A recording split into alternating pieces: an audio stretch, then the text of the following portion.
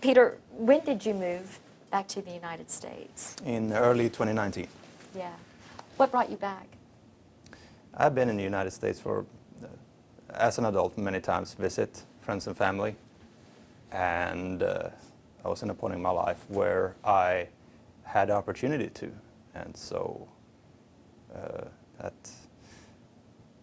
was a temptation too big to resist. And you came here and That'd be found a correct. job, right? Yes, What are you that'd be doing? correct. I do IT these Yeah. days. I do IT.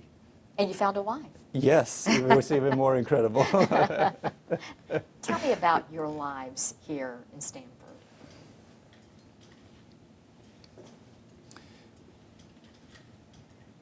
Ordinary, I would say. I think for most people look like that from the outside. Working, and then you do stuff when you have time off. Of course, everyone notices that I use a wheelchair and sticks. Not everyone. Quite frankly, few people have the courage or motivation, I should say, to ask why. But of course, that's what puts me apart from most other people. My story, that is.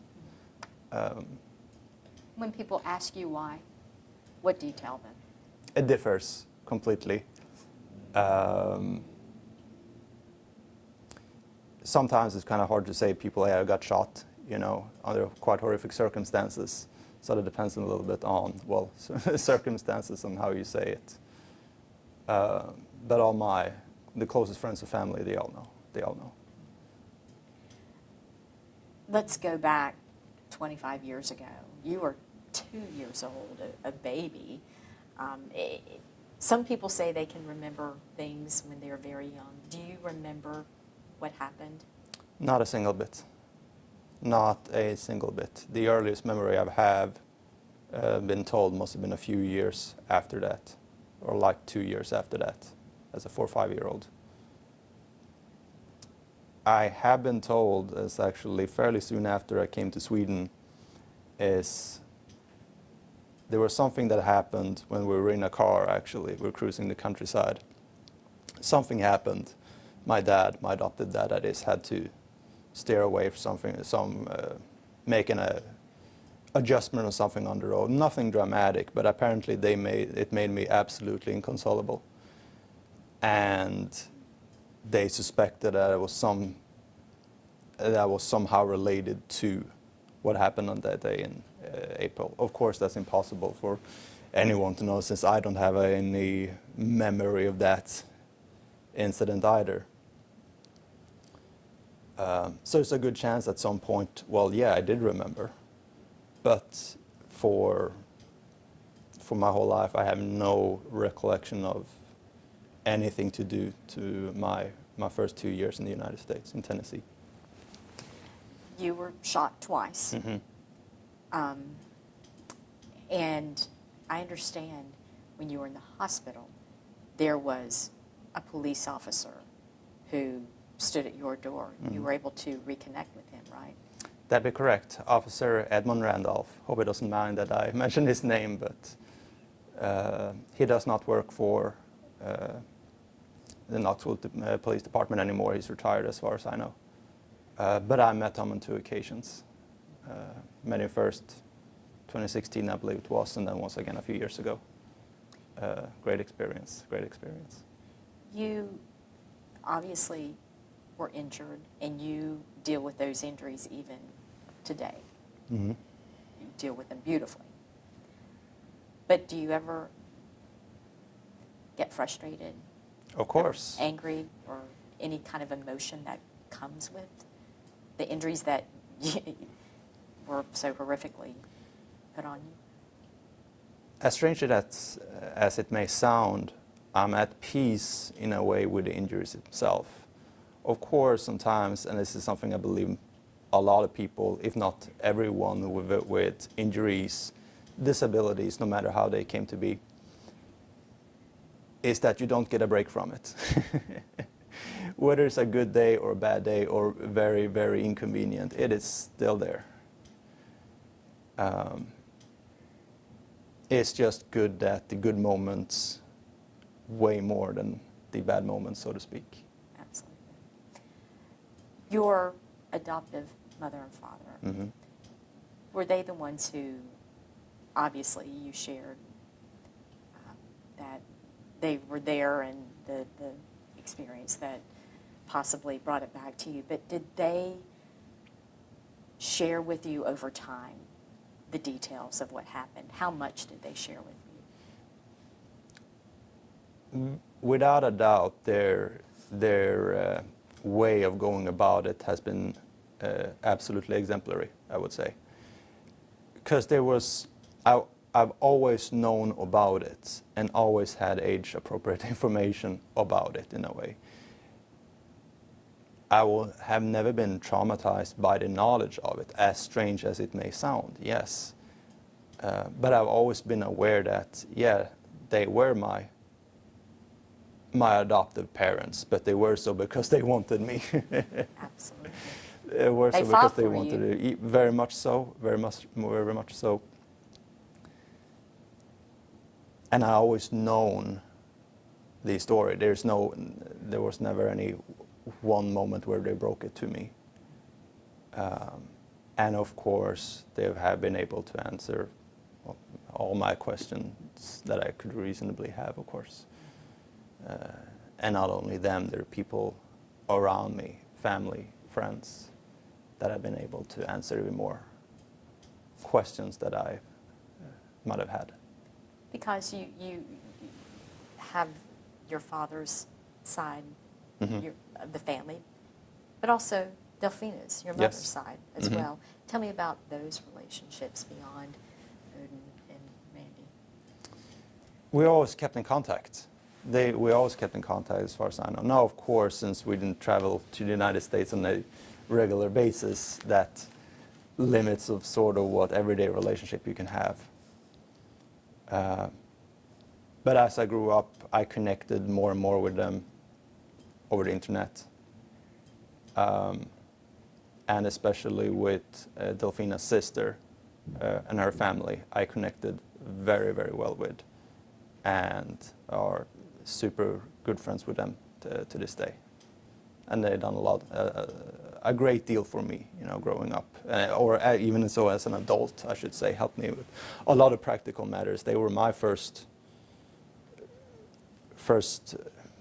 line of help in my move to the United States, and it would have been very, very different if it weren't for them. What was it like growing up in Sweden? Similar answer to how it is living these days, pretty much like everyone else, with the added feature, if you want to say that, of having to go to the hospital all the time, or for various things, right? Use a wheelchair, limits and all that. Other than that, there's no doubt I had a good childhood.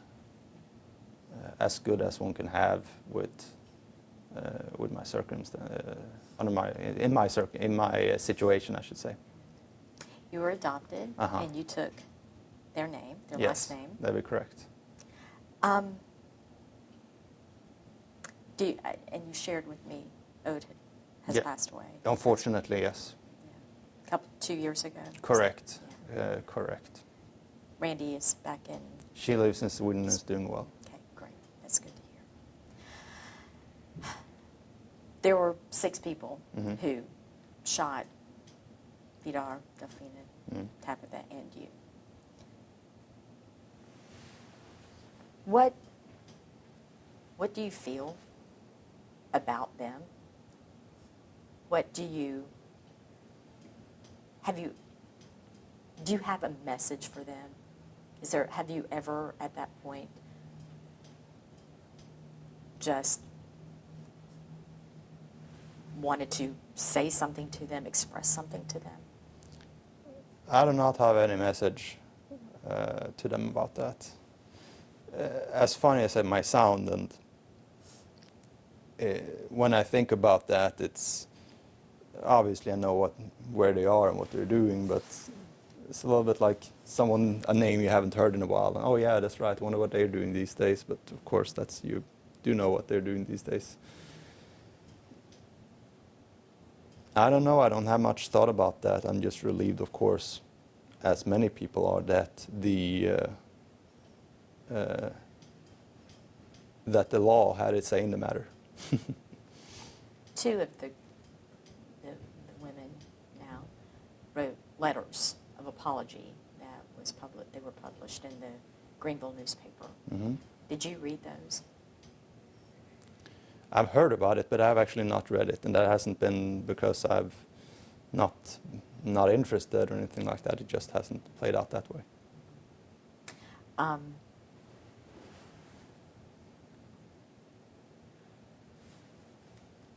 You've come back to East Tennessee.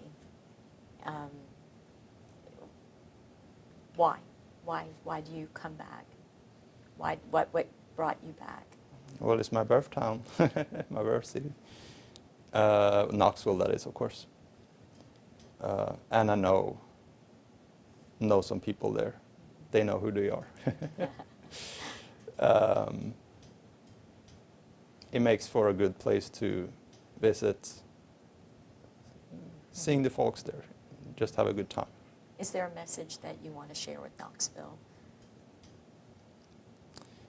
For sure, and people in general, even outside of Knoxville, is that there's a lot of people that I never met, a lot of people I have met, but even more that I never met, that in different ways did a lot for me. In ways that I cannot imagine. Things that I never heard of, and that ranges from of course, the doctors at the hospital who I had medical papers actually. They write my name as John Doe, as of course they didn't know who I were at the start. So if there's a message to everyone in Knoxville, but around the country, of course, that did things and had interest, is thank you. Thank you for everything you did.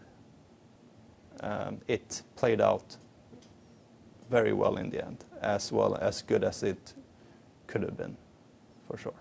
You're living a productive, seems to me very happy life. I'd like to seem that, I'd like to think, I would like to think at least that's the case, but I think so, yes.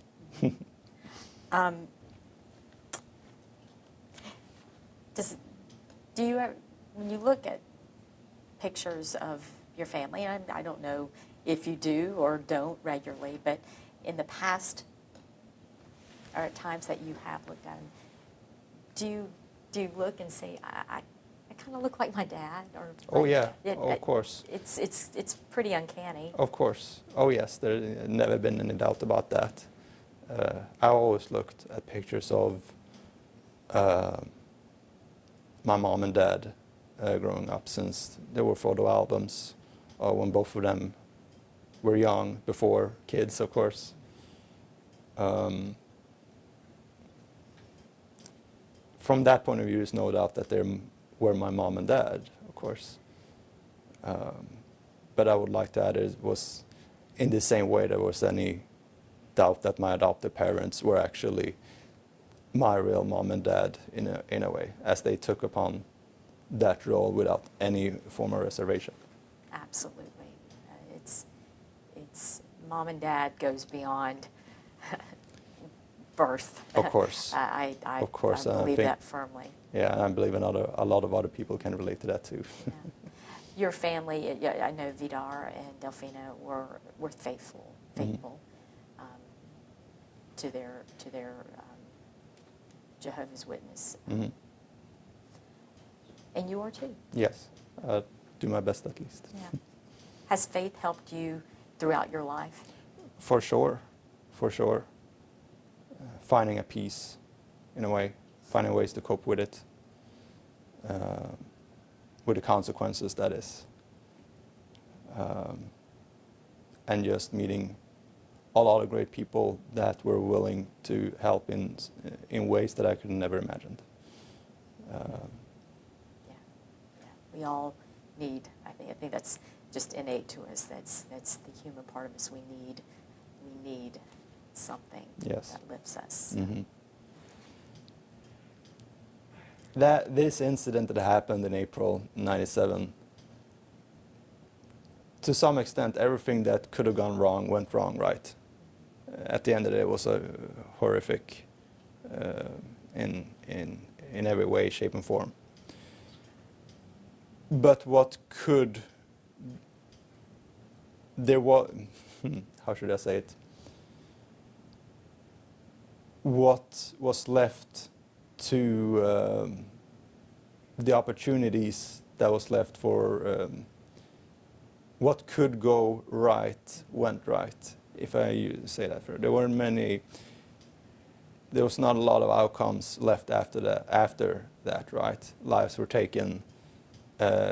Lives were affected. Not only, most and foremost me, of course, but other people too. Other people who lost friends, family. And so, of course, a lot of attention was attention, time, energy, and foremost love was focused on me. Which, of course, it's a huge understatement to say I appreciate that. Well, you articulated that beautifully. Beautifully. What are your plans for the future? I don't know, really. I don't know. Just see where it takes me in a way. Us, I should say. Me and my other half.